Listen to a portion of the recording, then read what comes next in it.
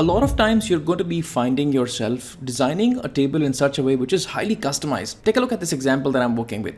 So in this table right here, I have obviously the region, the product, and then I have 3 months of the total sales presented right here. Now, as soon as the months end, I have the total of the quarter, and then I have what has been the last year quarter total and what has been the growth over last year. Now, this isn't your conventional matrix or a table visualization. There is a lot going on to be able to make a customized table like that, especially the columns that you see here, which is quarter, last year, and the growth over last year.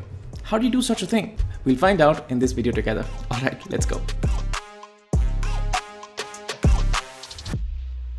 All right, let's just begin with the bare fundamentals and the moving parts of this visualization or matrix.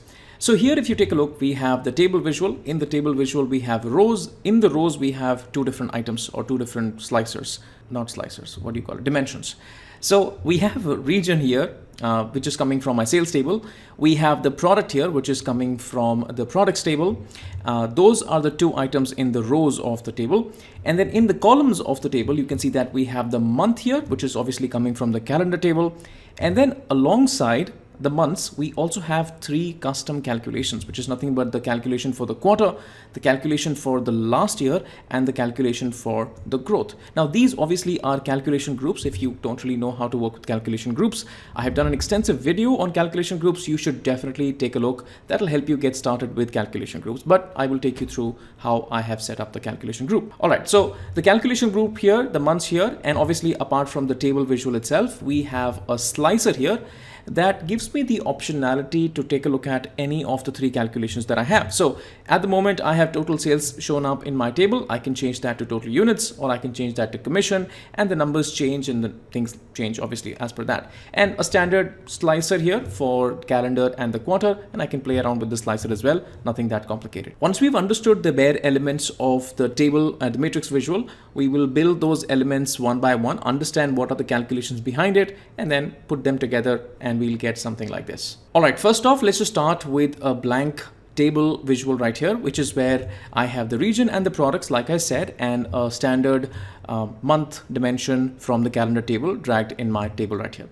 The first thing that I'm going to do is, in this table, I'm going to drag my total sales calculation, although I have the optionality to pick up any one of the calculation. But for now, I will start simple and raw and pick up my total sales calculation. So I will take this calculation, put that in the visual right here, and I get total sales right here. Now, at the moment, the problem is that if I switch over to total units or commission, the calculation doesn't really change, and I would want that change to happen. Now, that is nothing but a fields parameter that I have set in order for me to select any one of the calculation that goes in the visualization. How do you set up a field parameter? It's very, very simple. So you go up to the modeling tab. In the modeling tab, you have a new parameter, and you create a fields parameter from here on. I'm just going to mock it up. So in the fields parameter, you're going to give a parameter name, and you're going to select 2 or 3 calculations that you want to choose from. So for example, in my scenario, I'd like to choose from total sales, total units, and commission earned, and all of these are going to go right here, and I will create, and that is also going to add a slicer on my page right here. Now, once you create the fields parameter, you get a table visual, which is something like this.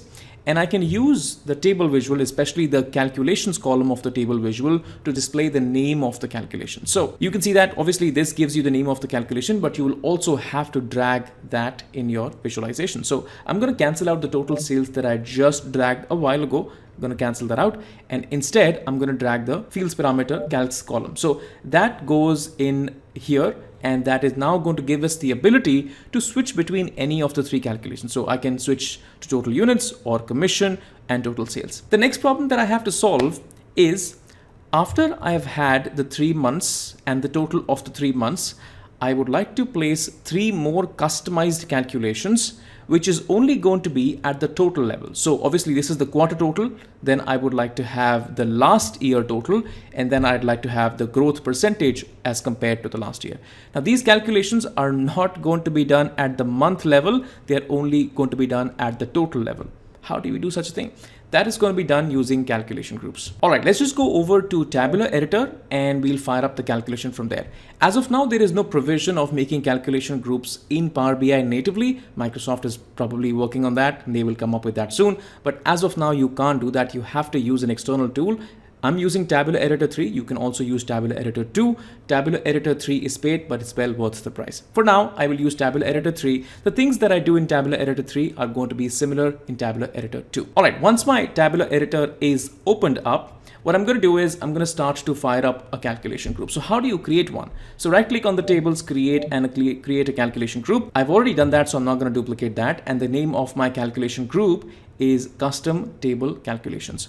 Once you've made the calculation group, again, right click on that and create calculation items within that. What are calculation items? Calculation items are like calculations that you can drag in the column section of the matrix or the pivot table, which is what we need. So I'm just going to open up the calculation items right here, and I have created 3 custom calculations right here. You can see that we have a quarter calculation, a last year calculation, and a growth calculation. Let's just take a look at the DAX for each one of them. So if I click on the quarter, all that I'm saying is that whatever is the user selecting in the visual right here, which is right here, be it total sales or total units or commission, I just want to pick up whatever measure has the user selected, and I want to display that in the visual. As simple as that, nothing complicated. If you take a look at the next calculation item, which is last year, I'm saying that for the last year, which is going to be displayed somewhere here, I just want to see the totals. I don't want to see split it by the month. I just want to see the total. So I'm using the in-scope calculation here to negate the slicing by the month. And then I'm saying, hey, whatever measure is selected, which is total sales, units, or commission, please do that for the last year. Nothing that complicated again. Finally, we move on to the growth calculation. In the growth calculation, I'm again calculating the current year, the last year, again to whatever measure has been selected, and then again I say, hey, please do not do it for the month, in case do not slice it by the month, and please do it for the total. And what do you want to find out? You want to find the growth. So current year divided by last year minus 1 is going to give you the growth. Now what we're going to do is we're going to drag this calculation. First of all, we are going to obviously save this calculation group, so Control S to save it. Once you save this calculation group, this item, which is the calculation tables calculation that we have made, is going to start to show up in your Power BI, and then that's the KPI, and that is what we're going to use it in our visual. So let's just do that. I'm going to go back right here and use the KPIs and drag that to my visualization right here. If I take a look at the fields right here, at the moment the KPIs have dragged in the rows section of the pivot table. However, I don't want it. You can see that they are appearing right here. I don't want them here. I instead want them here. So what I can do is I can just move the KPI above the month and put that in the column section instead, and go over to my pivot table, go onto the columns and drill down on the columns, and that actually shows me the calculation group. Now, if you take a look, apart from the calculation group, I also get to see that a little icon right here, which is the formatting of the calculation group that I have done. So how do you set up the formatting? While you were creating the calculation group, not only you get the provision of writing the DAX expression or the calculation nature of the calculation group, you also get to write the behavior of the formatting. So if you just switch over to format string expression, here is where I can declare in what format do I want to display the calculation. It's not going to convert the calculation into text, really important to remember, but it's just going to format it the way that you want it. So I'm saying that, hey, if the selected measure is greater than 0, that means you have a positive growth, then I do not really want to show any icon. So for everything which is positive, just display the number as it is. But I do want to take a look at anything which is negative. So I say that for all the negatives, please attach like a down symbol and format that in a certain way. And that's it. That's your output, and that actually displays anything negative right here. Now, there is one thing also that I have done, which is that for the last year, and for the quarter here, I have used the current formatting string of the measure itself. What do I mean by that? If you take a look at, let's say, the expression for format string expression, I'm saying that, hey, why don't you pick up the current calculation, which is nothing but the selected measure, but not only pick up that, also pick up the formatted string of the current measure itself. So for example, if you take a look at the way total sales has been formatted, it's $ with comma and 1 decimal.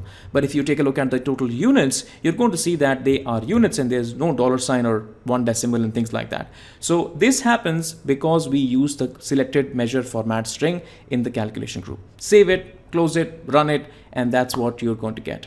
All right, that's been it. Let me know how do you find this one. And obviously, using calculation groups, you can make highly customized tables or matrix visualizations, customized to whatever extent possible. I just give you a small example. Hope you like that.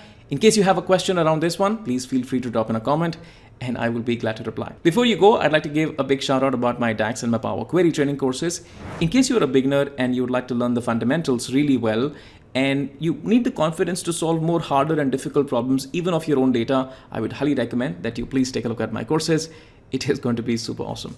Thanks so much for sticking all around, and I will catch you guys in the next one. Cheers and bye now.